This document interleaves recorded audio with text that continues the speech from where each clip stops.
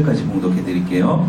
요셉의 형 10사람이 애굽에서 곡식을 사려고 내려갔으나 야곱이 요셉의 아우 베냐민은 그의 형들과 함께 보내지 아니하였으니 이는 그의 생각에 재난이 그에게 미칠까 두려워함이었더라. 이스라엘의 아들들이 양식 사러 간 자 중에 있으니 가나안 땅에 기근이 있음이라. 때에 요셉이 나라의 총리로서 그 땅 모든 백성에게 곡식을 팔더니 요셉의 형들이 와서 그 앞에서 땅에 엎드려 절하매 요셉이 보고 형들인 줄 아나 모른 채 하고 엄한 소리로 그들에게 말하여 이르되 너희가 어디서 왔느냐. 그들이 이르되 곡물을 사려고 가나안에서 왔나이다. 요셉은 그의 형들을 알아보았으나 그들은 요셉을 알아보지 못하더라. 아멘. 창세기 103번째 시간 요셉의 시험이라는 제목으로 함께 하나님 말씀 나눌게요. 여러분, 지난 시간에 우리가 애굽에 곡식이 있다는 게 왜 복음인지에 대해서 얘기했어요. 그렇죠? 이야기는 단지 기근 가운데 먹을 것이 없는 사람들이 다른 나라에 가서 양식을 사와서 살았다 이런 얘기가 아니라고 했어요. 이 이야기는 하나님께서 미리 애굽에 보내신 자인 요셉, 구원자를 통해서 이스라엘 족속들을 어떻게 구원할 것인지에 대해서 보여준 것이죠. 그렇죠? 그리고 이것은 결국에 누구의 이야기라고 했어요? 예수 그리스도께서 이 세상에 죄인들을 어떠한 방식으로 자기 생명을 주셔서 양식을 주셔서 구원하실지에 대한 이야기의 예표라고 했어요. 여러분, 오늘 본문에서 보면 요셉의 10명의 형들이 아버지 야곱이 야 빨리 갔다 오라고 재촉을 하잖아요. 그렇죠? 이 재촉에 못 이겨서 애굽으로 내려가는 장면이 나와요. 여러분, 애굽은 어떤 곳입니까? 지금 그들이 동생 요셉이 있는 곳이에요. 그러니까 그들이 뭐 요셉이 살았는지 죽었는지 모르겠지만 그들 양심상 애굽은 거론하기 싫은 곳이에요. 꺼림직한 곳이라고요. 그렇죠? 그리고 실제로 그들이 애굽에 간다고 해서 요셉을 만날 확률이 어떻겠어요? 거의 없잖아요. 그렇죠? 한번 생각을 해보세요. 그때까지 그 요셉이라는 사람이 살아있으리라는 보장도 없고, 그리고 간다 한들 양식을 구하러 가는데 곡식만 사갖고 돌아오면 될 텐데 거기서 뭐 동생이 노예 생활을 하고 있다고 해도 마주칠 일이 거의 없을 것 아닙니까? 별 걱정할 일이 아닌데도 그 기억 속에서 어떻게 보면 그 깨름직한 어떤 자기들의 죄들이 생각이 났을 거예요. 여러분, 22년간 그 형제들이 어떤 생각을 하고 살았을까요? 이 동생은 이미 죽었을 거야. 뭐 애써서 요셉이라는 사람의 존재, 동생의 존재를 지으면서 살았을 거예요. 그래야 살죠. 그들도 어떻게 살겠어요? 형제들끼리 서로 같이 있을 때는 요셉에 대해서 이야기를 꺼내면 안 돼요. 그죠? 요셉에 대해서 이야기를 꺼내면 안 돼. 아무도. 그리고 서로가 누가 아버지한테 가기만 하면 혹시 요셉 얘기하는 거 아니야? 혹시 우리가 한 일 고자질 하는 거 아니야? 하고 서로 감시했을 거란 말이에요. 그죠? 여러분, 이게 사는 게 아니라고 했잖아요. 여러분, 형제들은 이렇게 애써서 요셉을 잊으려고 할지 모르지만 아버지 야곱이 요셉을 잊을 수가 있어요? 없어요? 당연히 못 잊죠. 야곱은 요셉이 없어진 순간부터 막 곡하고 뭐라고 해야 될까요? 그 사랑하던 아들 요셉을 절대 잊을 수가 없었다는 얘기예요. 시시때때로 그 아들 이름을 부르면서 울기도 하고 무슨 우울증 걸린 사람처럼. 당연한 거 아니에요. 자식을 가슴에 묻어두는 거 아니에요. 그죠? 그렇게 살았을 거란 말이에요. 요셉이 어떤 아들이에요? 사랑하는 라헬이 낳은 맏아들이 바로 요셉이죠. 자기가 사랑한 여자는 아내가 넷이었지만 사랑한 여자는 하나였어요. 누구? 라헬이 낳은 아들이 요셉이고, 그 요셉이 어려서부터 아버지를 얼마나 잘 따랐어요. 그쵸? 그러니까 야곱에게 있어서 요셉은 10아들보다 귀한 아들이었단 말이에요. 그러니까 얼마나 형들이 그러니까 그 야곱을 보면서 요셉 얘기를 꺼낼 수도 없죠. 당연히 그렇게 생각을 해보시면 돼요. 오늘 본문을 보면 요셉 형들이 드디어 애굽의 양식을 구하러 도착을 했어요. 애굽을 그 곡식을 나눠주는 일을 주관하던 사람이 누구였어요? 당연히 요셉이었죠. 그렇죠? 요셉 앞에 그들이 인도되어 가죠. 전에 제가 설명했지만 그냥 일반인이 요셉을 만날 확률은 거의 없어요. 이거 보면 요셉이 적어도 이방인들이 다른 나라에 와가지고 양식을 구할 때 그 요셉이 이거를 결정하는 결정권자였던 것 같아요. 외국에도 다 기근이 들었으니까 지금 이거를 나누어 주면, 팔면 우리 애국 사람들이 먹을 양식이 남아야 되잖아요. 그거를 판단할 수 있는 그 판단, 최종 결정권자가 요셉이었고, 그래서 요셉에게로 앞으로 5년 동안의 이 기근을 버텨야 되니까. 지금 2년이잖아요. 기근이 일어난 지 2년.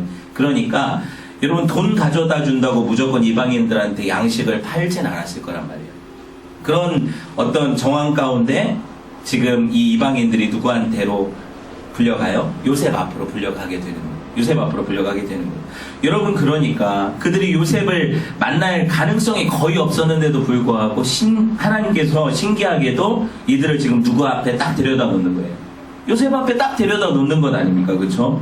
여러분 애굽의 다른 지방에도 창고들이 있었고 거기서도 양식을 구할 수 있었단 얘기예요. 근데 그걸로 안 가고 딱 요셉이 있는 곳으로 가잖아요. 이걸 생각을 해봐야 돼요. 한번 이쯤에서 이 생각을 한번 해봤으면 좋겠어요. 이 기근이 왜 일어난 것 같아요? 농사 잘 못 져서? 예? 이 기근이 왜 일어난 것 같아요? 하나님이 당신의 작정을 이루시기 위해서 주신 기근이라는 거예요. 하나님이 역사의 주관자시죠. 하나님이 역사의 주관자시잖아요. 하나님이 당신의 작정을 이루시기 위해서 이 땅 가운데 기근을 보내신 거예요. 그리고 구원자 요셉을 미리 보내셔서 이 기근 가운데 그 형제들을 구원하시는 것, 이스라엘을 어떻게 구원하실지 보여주기 위해서 하나님이 기근이라는 방법을 사용하셨다는 거예요. 그죠? 그러면 여러분 기근이라는 자연재해도 성도를 불러 모으시는 하나님의 도구잖아요. 맞죠? 여러분 하나님은 우리를 둘러싼 환경, 상황, 또 인간관계 어떤 여건들 가운데 말씀하세요. 맞죠? 하나님은 그렇게 우리를 인도해 가신다는 거예요. 이 모든 것들을 하나님이 당신의 도구로 사용하셔서 사람들을 하나님 앞으로 불러 모으세요. 당신의 구원을 이루시는 방편이란 말이에요. 여러분 실제로 가나안 땅에 기근이 안 들었다면 그들이 애굽으로 왔겠습니까? 아니 가나안에 기근이 들었어도 애굽에 곡식이 없었다면, 애굽에서 곡식을 구할 수 없었다면 그들이 애굽에 갔겠어요? 아니잖아요. 그죠? 아니잖아요. 여러분 하나님이 이 이스라엘 족속을 애굽에 보내시기 위해서 이 기근을 마련하셨다는 거, 그리고 애굽에 양식을 마련하셨다는 거, 이거 맞잖아요. 그죠? 옛날에 저는 이게 시골에 살았으니까 혹시 그 토끼 같은 거 잡아보신 분 있으세요? 산에서? 산에서 토끼를 잡을 때 물론 덫을 놓기도 하고 굴을 뭐 이렇게 함정을 파기도 하지만 마을 사람들이 토끼를 같이 몰아가는 경우가 있어요. 이런 거 해보셨어요? 작은 야산인 경우에는 밑에서부터 북치고 깽가리 쳐서 쫙 올라오면 맨 위에서 한 사람이 기다리고 있어요. 잡으려고 그물 치고. 그러면 토끼나 이런 산짐승들이 밑에서부터 사람들이 삥 둘러싸고 산에서 올라오니까 몰입꾼들이, 그러니까 도망가느라고 어디로 가겠어요? 자꾸 위로 도망가겠죠. 그러면 그게 산이라는 게 이렇게 모이잖아요. 앞 위에서는. 그러니까 거기 있던 그 사람들이 그 토끼를 낚아채고 잡는 거예요. 그런 방법으로 이렇게 해봤거든요. 안 해보셨나 보다. 시골에 살아야 돼요. 그러니까. 네. 이 방법이에요. 제가 이 말씀을 보면서 딱 생각나는 게 이거더라고요. 하나님이 그 형제들을 어떻게 요셉의 발 아래에 놓게 하실까? 어떻게 하나님이 이 형제들이 그렇게도 쳐다보기도 싫던 애굽으로 가게 하실까? 그쵸? 이런 방편을 사용하셔서 하나님은 결코 당신의 작정을 실패하지 않으세요. 몰입꾼이에요. 하나님은. 우리 인생에 있어서 하나님이 우리를 어떻게 몰아가신다고요. 그리고 하나님은 우리를 당신의 섭리 가운데 딱 그 자리로 몰아세우시는 거예요. 우리가 어떻게 할 수가 없어요. 싫어도 거기로 가게 돼 있어요. 여러 가지 어떤 변수들이 있겠지만 내 선택을 통해서 또 거기로 가요. 하나님의 작정은 실패가 없으니까. 이게 신기한 거예요. 나는 내가 결정해서 거기 간 거거든요. 내 입장에서는. 그런데 전체적으로 돌아보니까 하나님이 나를 여기 두신 거예요. 맞죠? 이 고백이 성도의 고백이란 말이에요. 성도는 삶에 우연이라는 게 없어요. 그러니까 야 이게 우연이 어떻게 됐다, 이게 운이 좋아서 걷어맞았다, 뭐 이런 게 아니에요. 모든 성도들의 삶에는 하나님의 필연이 있어요. 하나님의 계획이 있다는 거예요. 이거를 보시면 오늘 요셉의 형들이 하나님의 머리에 의해서 자의반 타의반 아닙니까? 생각해 보세요. 애굽에 양식이 있다는 소식을 듣고 그걸로 구하는 건 자의죠. 그런데 이게 가기 싫은데 깨름직한데 아버지가 거기 가라 해서 가게 하는 건 타의죠. 이게 다 섞여 있는 거예요. 어쩔 수 없는 상황 가운데 하나님이 그 섭리 안에서 요셉 앞에 그들을 딱 갖다 놓으시는 거예요. 그죠? 오늘 말씀 한번 볼게요. 6절 해나 보면 같이 읽어볼게요. 6절. 때에 요셉이 나라의 총리로서 그 땅 모든 백성에게 곡식을 팔더니 딱 그때 요셉의 형들이 와서 그 앞에서 땅에 엎드려 절하매. 요셉은 형들인 줄 알아봤죠? 근데 형들은 어떻게 알아봐요? 자기가 판 동생이 애굽에 그 곡식을 주관하는 총리가 되어 있을 줄 누가 알아요? 말도 안 되는 얘기잖아요. 그렇죠? 여러분, 요셉 앞에선 10명의 형들이 애굽의 총리인 요셉에게 뭐해요? 지금 엎드려서 절하잖아요. 이것만 봐도 이게 지금 어떤 장면이에요? 여러분 생각나요? 어릴 적 요셉이 꾼 꿈 아닙니까? 그죠? 형들의 곡식단 10개가 둘러서서 누구한테 절해요? 요셉이 묶어놓은 곡식단에 절하는 꿈. 이게 지금 이루어져요? 안 이루어져요? 이루어졌잖아요. 그죠? 처음에 요셉이 보세요. 자기한테 와가지고 엎드려, 곡식을 구하러 와가지고 엎드려 절하는 형들을 알아봤을 때 그 심정이 어땠을까요? 니네는 딱 죽었어. 저 같으면 니네는 진짜 딱 죽었어. 그 엎드린 채로 부동자세로 목 치면 되니까. 그런 마음이었을까요? 요셉이 그랬을까요? 상상이라도 했어요. 이게 얼마나 가슴 뛰는 일이에요. 그들이 실제로 와가지고 무릎 꿇고 절하고 있잖아요. 그 꿈이 이루어졌잖아요. 자기는 그 꿈을 잊고 살았을 거예요. 그런데 그걸 딱 보자마자 그 꿈이 생각이 나죠. 이게 안 생각나면 이상하죠. 바보죠. 이게 누가 하신 일이라는 고백이 일어날까요? 여러분, 하나님이 우리에게 막 억지로 강요해서 하나님을 찬양합니다, 하나님이 하셨습니다 고백하게 안 하세요. 아세요? 여러분 인생 가운데 하나님이 아니면 하실 수 없는 일들을 보이셔서 여러분으로 하여금 그분을 인정하게 하시는 거예요. 그게 능력이죠. 그게 능력이에요, 여러분. 창세기 37장 18절에서 20절 말씀 볼게요. 봅시다. 요셉이 그들에게 가까이 오기 전에 그들이 멀리서 보고 죽이기를 꾀하여 서로 이르되 꿈꾸는 자가 오는도다. 기억나요? 자, 그를 죽여 한 구덩이에 던지고 우리가 말하기를 악한 짐승이 그를 잡아먹었다 하자. 그 꿈이 어떻게 되는지 우리가 볼 것이라. 비아냥거리는 거 아니에요. 우리 곡식단이 너한테 절한다고 웃기고 있네. 내가 네 죽여버리면은 네가 꿈이 이루어지는지 보자. 이거 아니에요, 형들이. 아주 못된 마음으로 꾀해서 요셉을 죽이지는 못하고 팔아 넘겼는데 이 꿈이 어떻게 되는 거예요? 만약에 형들이 처음부터 그들 앞에 지금 앉아서 곡식을 주관하는 자가 자기 동생 요셉이라면, 그걸 알아봤다면 절했을까요? 못 알아보니까 절한 거예요. 애굽의 총리라고 생각하니까 절한 거라고요. 못 알아봤으니까. 요셉은 알아봤죠. 그들이 어떤 자예요? 그들은 결코 그 요셉에게 자기들이 한 일에 대해서 어떻게 보면 뉘우침도 없고 반성도 없고, 이 동생은 마땅히 그 싸가지 없게 행동을 했으니까 죽어 마땅해 라고 생각하고 자기들을 합리화했던 사람들이에요. 그런데 지금 그들이 정말 하나님께서 보여주신 계시적 꿈과 함께 같이 어떻게 돼요? 절하고 있잖아요. 실제로 하나님의 꿈이 이루어집니까? 안 이루어집니까? 이루어지잖아요. 여러분, 하나님의 말씀은 어떤 방해에도 결코 좌절되지 않아요. 제가 그 꿈이 계시적 꿈이라고 했잖아요. 계시는 말씀이거든요. 여러분, 요셉이 그 꿈을 꾼 게 맞죠? 그렇지만 이게 요셉의 꿈이라고 제가 안 하잖아요. 꿈꾼 사람 요셉 맞는데 이건 요셉의 꿈이 아니에요. 왜? 하나님이 요셉을 통해서 하실 일, 당신의 계획을 보이시는 거예요. 그러니까 누구의 꿈이에요? 하나님의 꿈인 거예요. 이게 하나님의 비전이라고요. 그죠? 하나님의 비전이라고요. 여러분, 요셉이 형들이 곡식 사러 와서 자기한테 절하는 이걸 상상이나 했겠냐고요.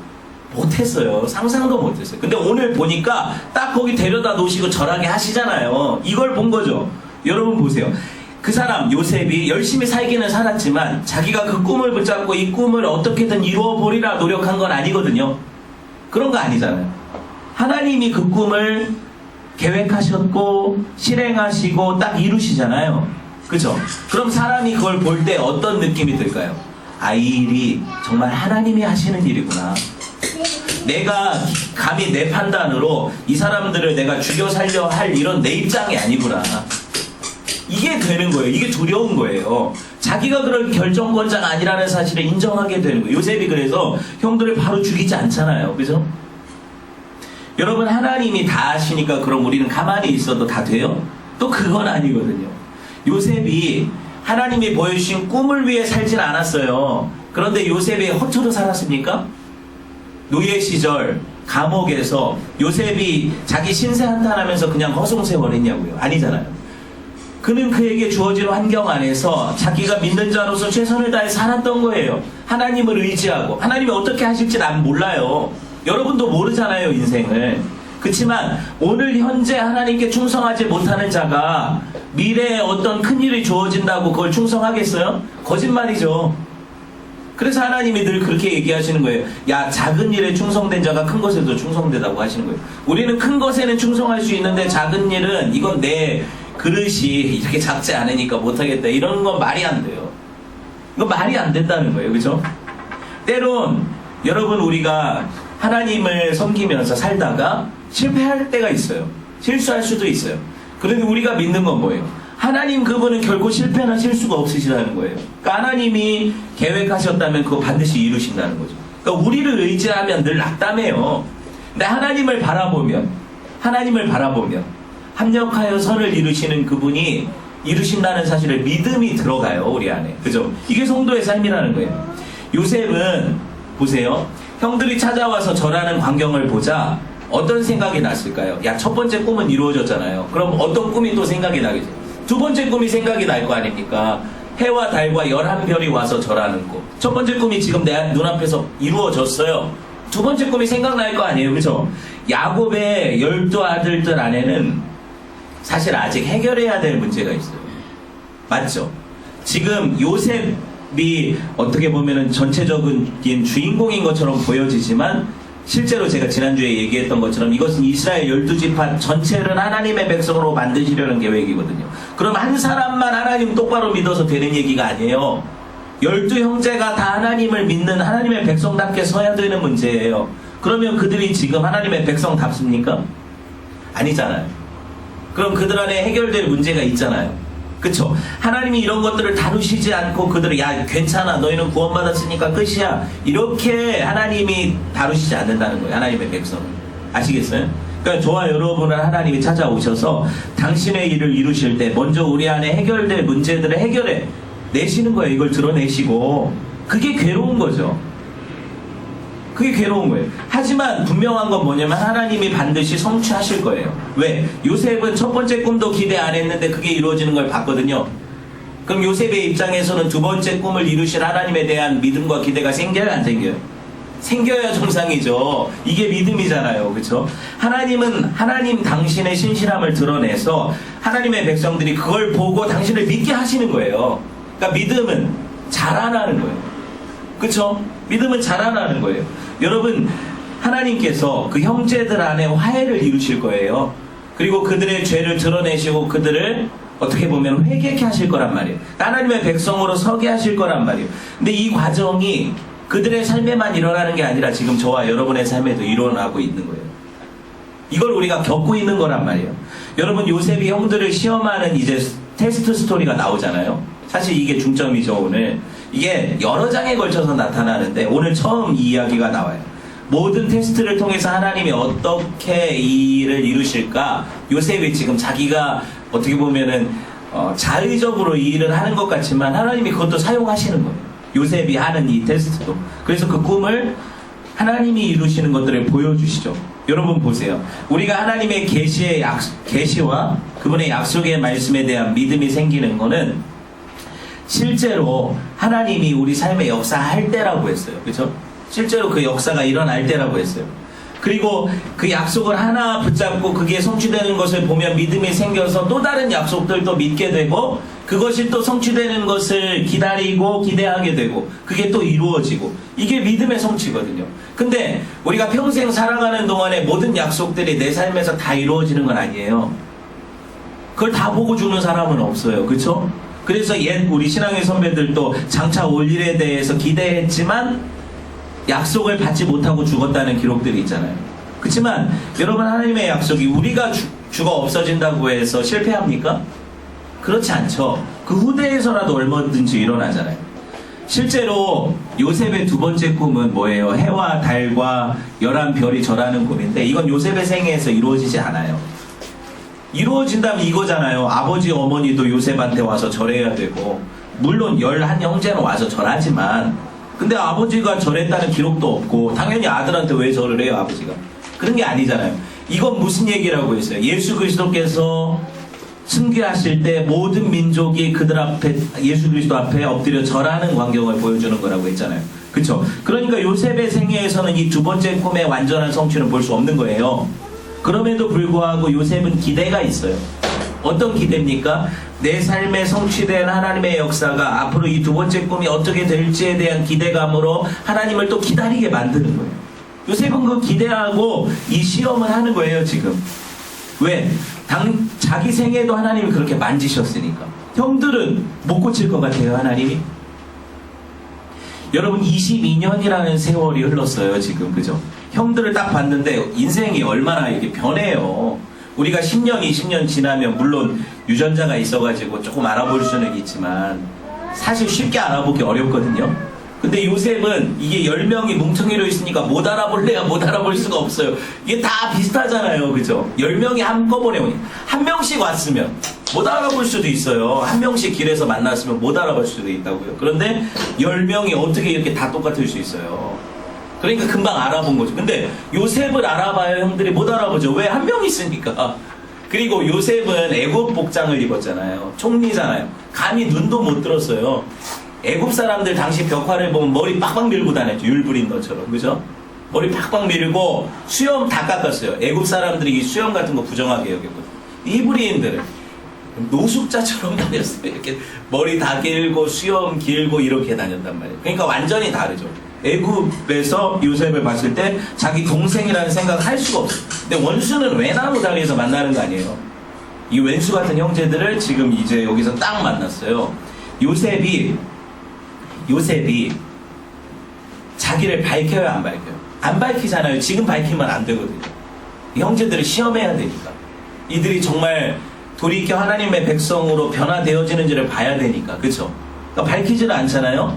근데 여러분 이 형제들 입장에서 만약에 동생이 살아있고 지금 양식을 나눠주는 애굽의 총리가 요셉이라는 사실을 알았다면 미리 하나님이 귀뜸이라도 해줬다면 갔을까요 안 갔을까요?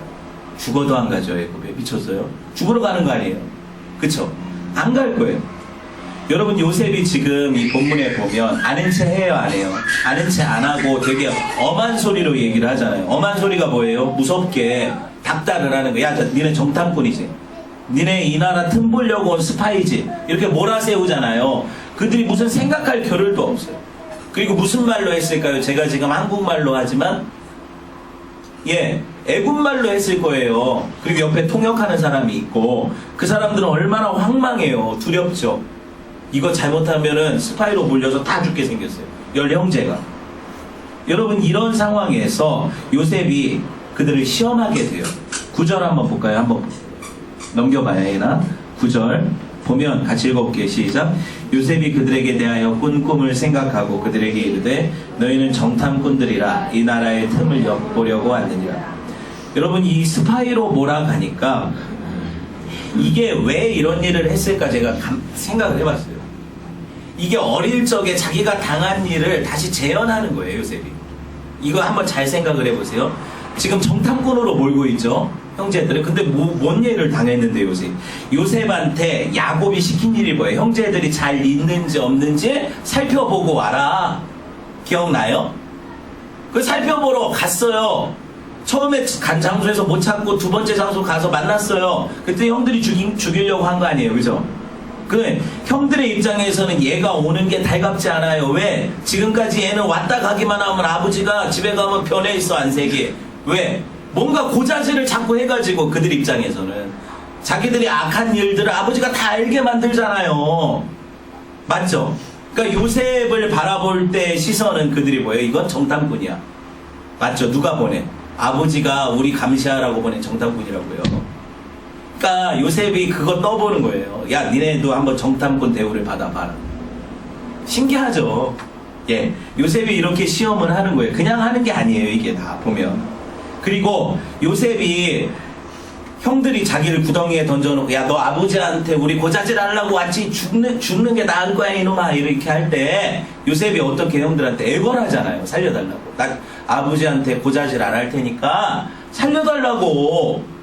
이렇게 애원할 때 그들이 들어요, 안 들어요? 안 듣잖아요. 이거 재현시키는 거예요. 어떻게 해서 형제들을 다 9명, 10명 다 붙잡아다가 감옥에 3일을 가둬버렸어요.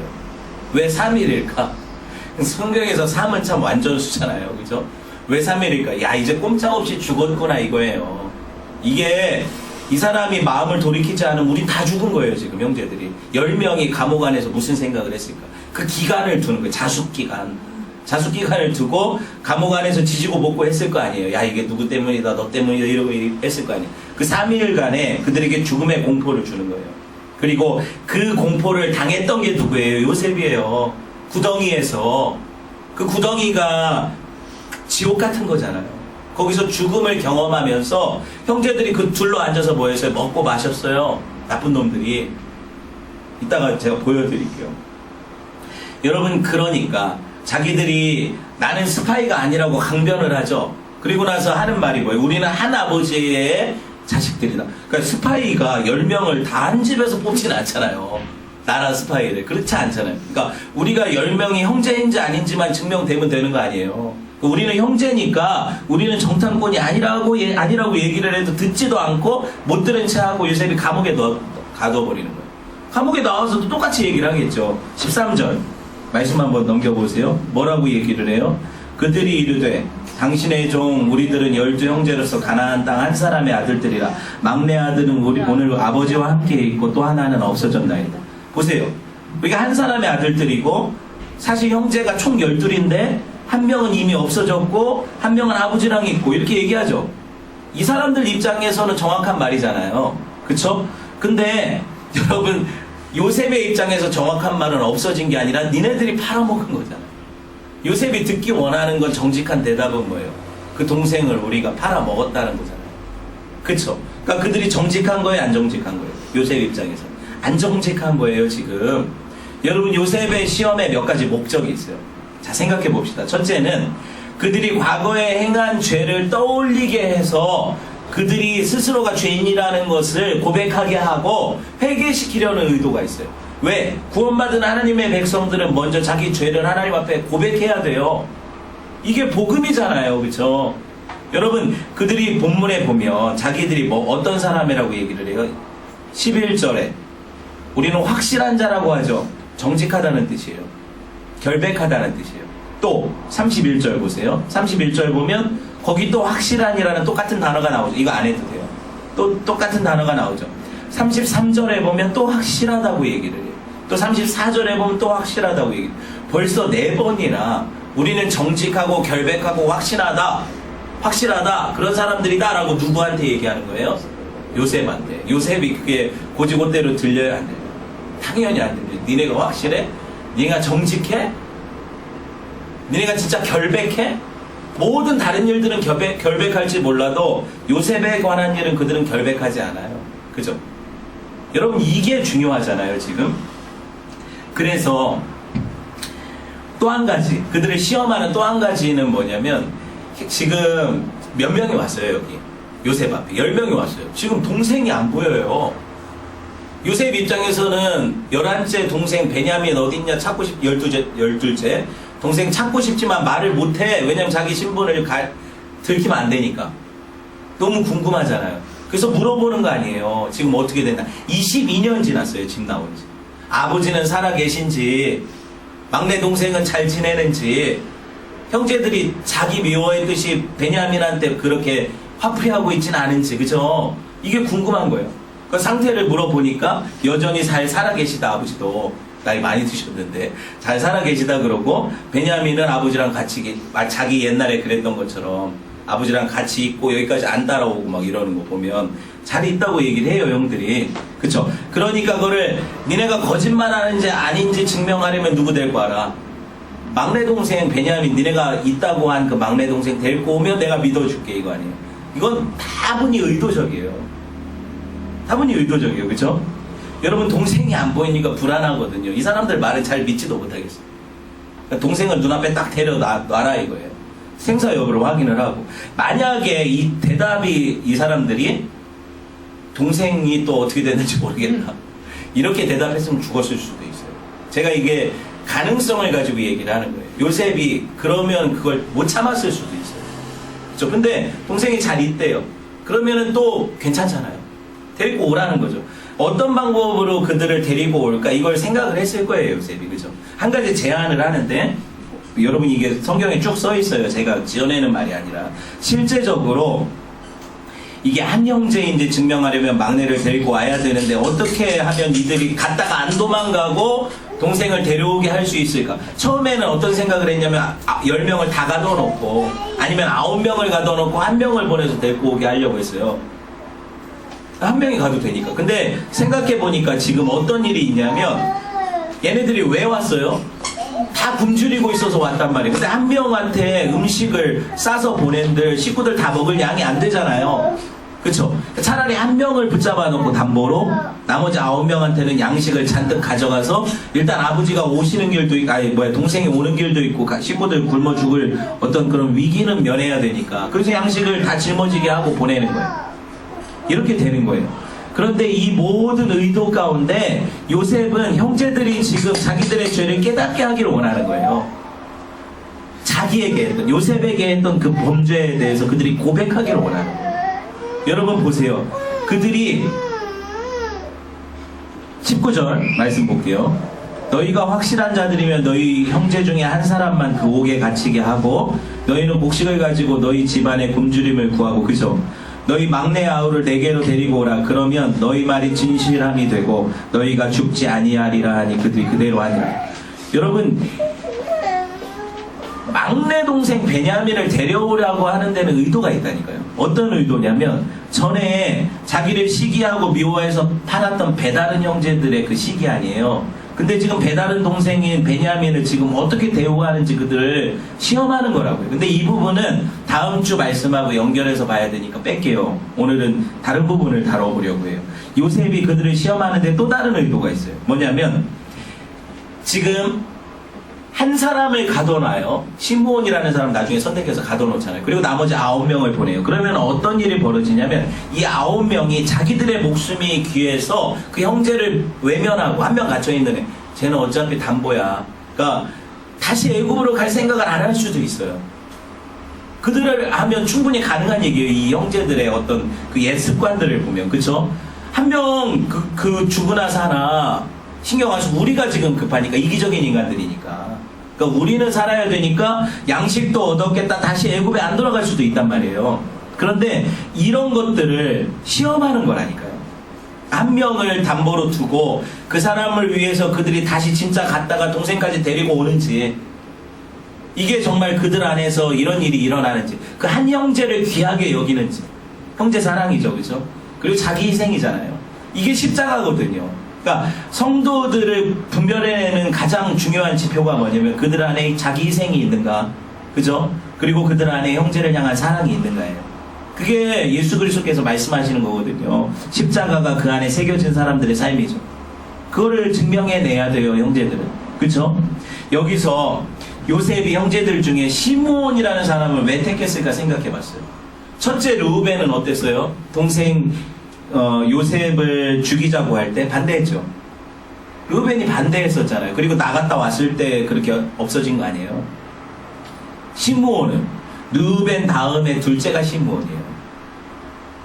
시므온이 둘째니까 그러면 형제들 가운데 르우벤 다음으로 영향력 있는 사람이 시므온이에요. 이 시므온은 성격이 아주 지랄 같았어요.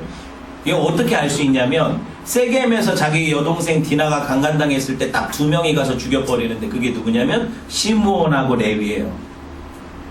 누가 불같이 화를 냈을 것 같아요. 시므온이 레위한 자기 친동생 레위한테 어차피 유다는 이거 미지근해서 못 갈 거니까 우리 둘이 가서 죽여버리자. 형한테 말도 안 하고. 그래서 둘이 가가지고 다 죽여버리는 거 아니에요. 그죠? 그러니까 시므온이 이런 인간이에요. 그러면 제가 충분히 이게 추론할 수가 있는 게 이 요셉을 죽이자고 처음에 공모할 때 목소리를 높였던 게 르우벤은 아니니까 누구였을 것 같아요? 시므온이었을 거예요. 요셉이, 제가 이건 추측이거든요. 성경에 나오지 않아요. 안 나오지만 충분히 할 수 있는 추측이에요. 왜냐하면 요셉이 굳이 시므온을 딱 집어서 거기 가두게 한 이유가 있을 거란 말이에요. 왜? 네 죄를 네가 알렸다 이거예요. 너도 한번 이 구덩이에서 살려달라고 애걸하고 그 형제들이 나를 죽이려고 계획하고 공모한 그 뼈저린 원한을 한번 느껴보라는 거예요. 이게 경험되어져야만 그 죄가 생각나거든요. 시므온을 거기 딱 가뒀을 때 시므온 생각이 어떨까요? 야, 이 형제들 이놈들이 올까? 야, 나 모른 체 하고 지들끼리만 잘 먹고 잘 사는 거 아니야?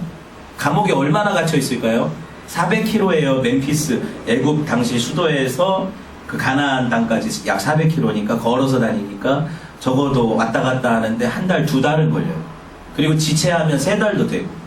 맞잖아요. 아버지가 나중에 잘 안 보내잖아요. 베냐민 보내지 말라고 좀 있으라고 하니까 그 기간 안에 그럼 한 3달 갇혀 있었다고 생각을 해보세요.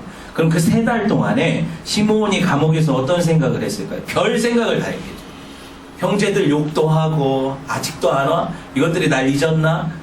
어떻게 이럴 수가 있어? 이런 생각을 하다가 또 어떤 생각이 났을까요?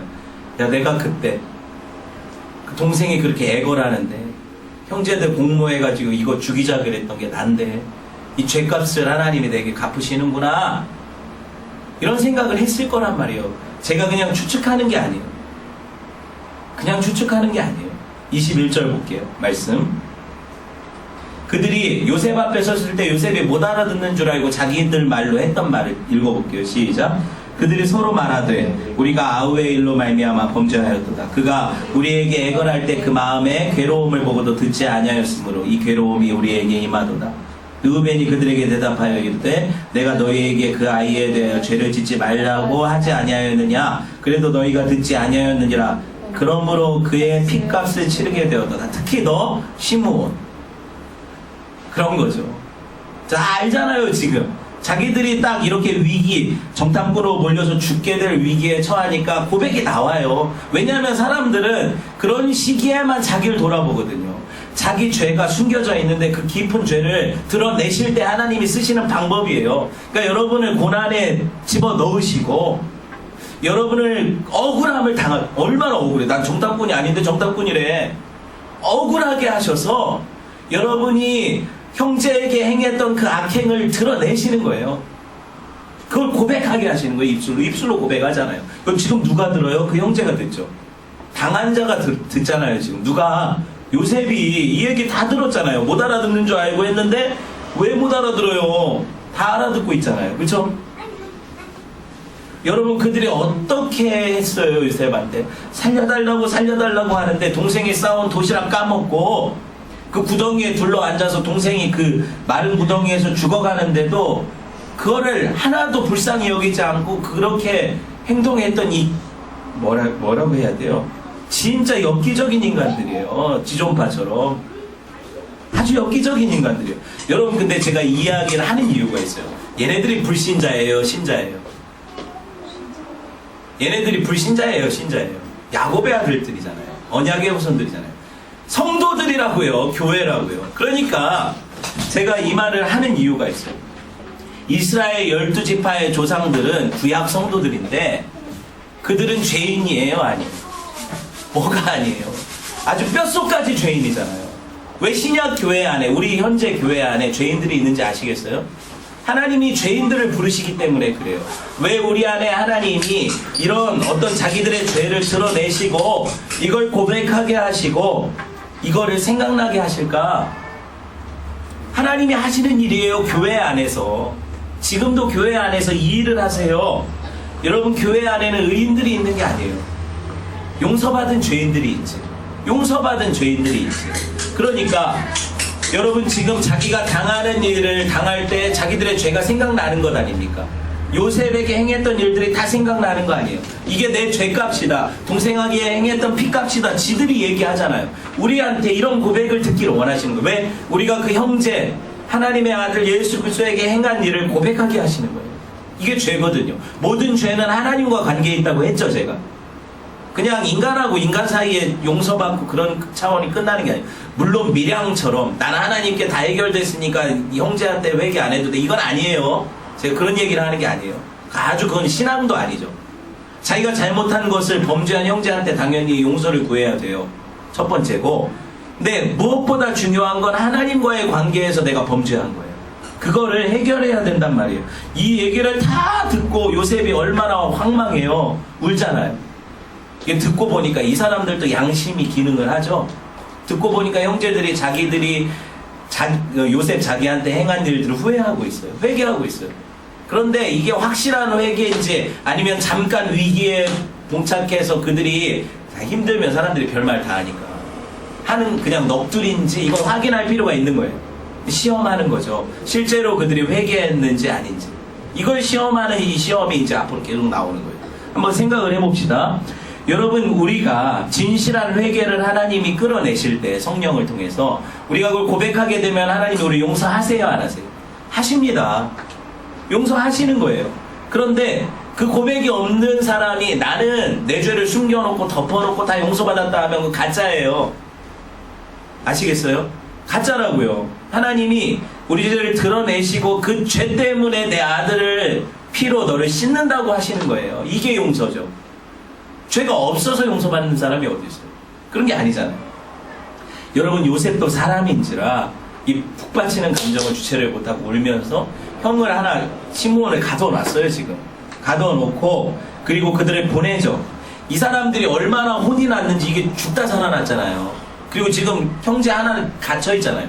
그러니까 허겁지겁 도망하느라고 자기 곡식자로 그 애국 사람들이 짊어져 주는 거 들고 나왔는데 그거 확인할 겨를도 없었어요. 들고 나왔는데 여관에서 딱 보니까 한 사람이 열어보니까 거기 뭐가 들어있어요?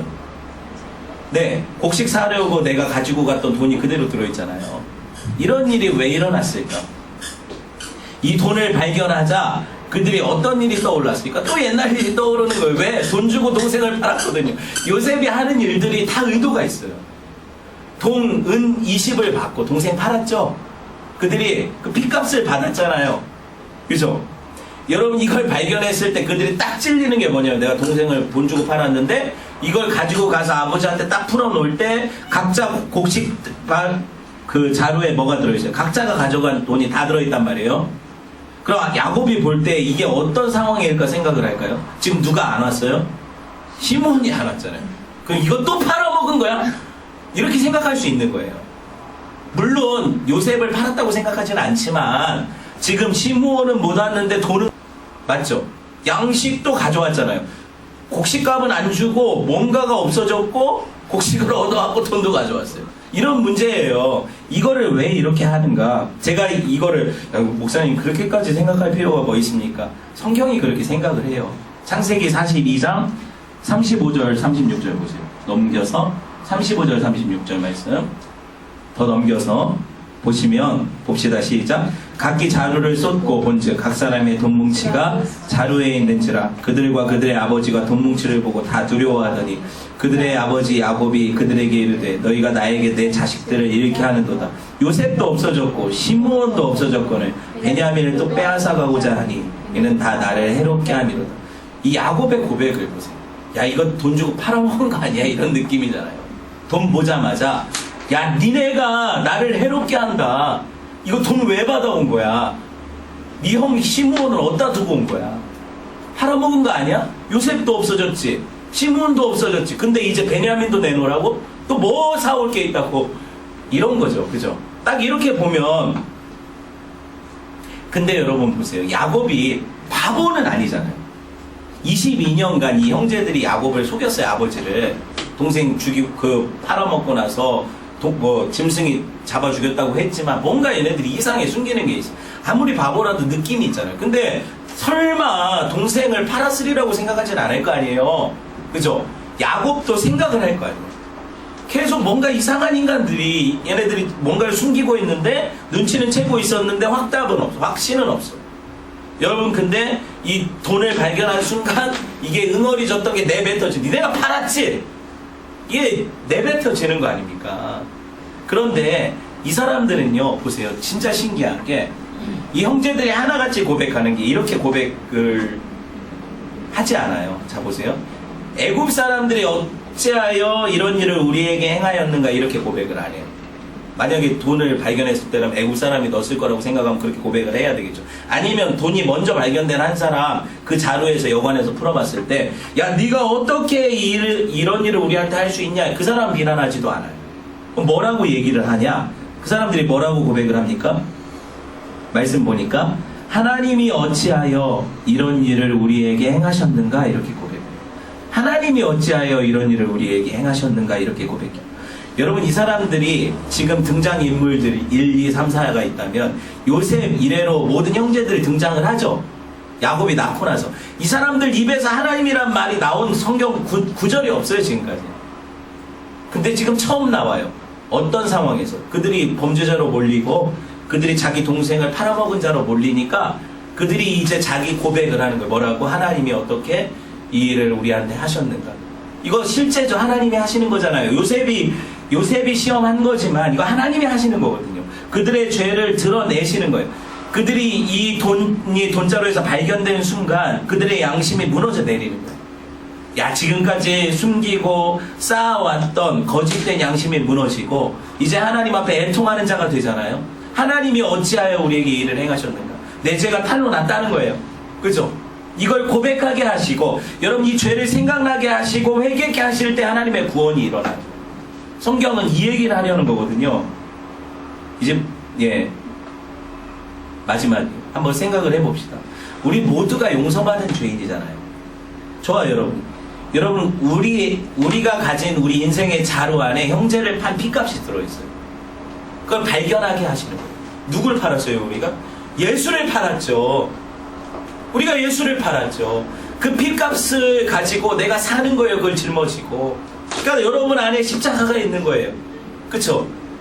그러니 이 복음의 내용을 우리가 들을 때마다 어떤 생각을 해야 돼요? 내가 예수 판자가 맞습니다.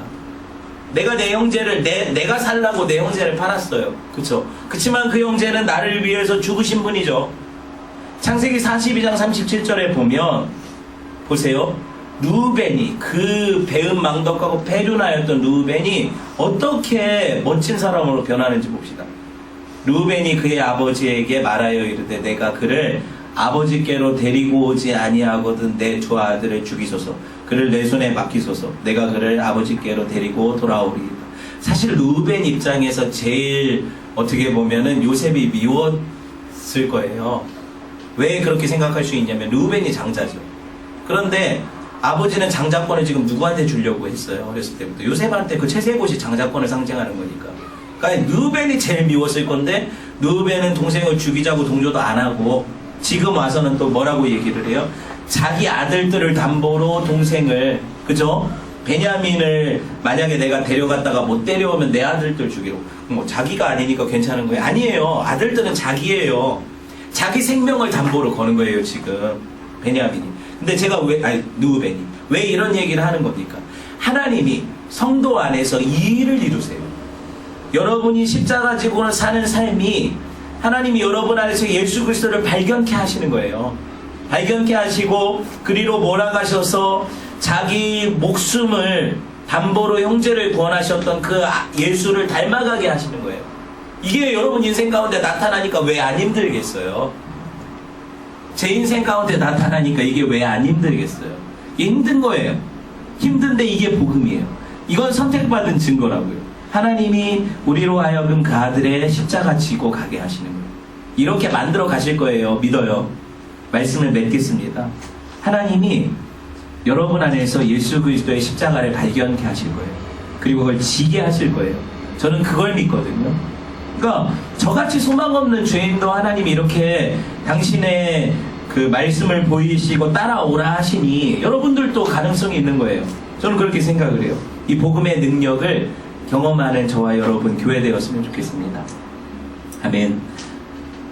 오늘 짧게 하고 싶었는데 안 됐어요. 네. 하나님의 은혜가 꺼냈나 이거? 우리 안에 있어서 이것을 기억나게 하시고 삶 가운데 인도하시기를 바랍니다.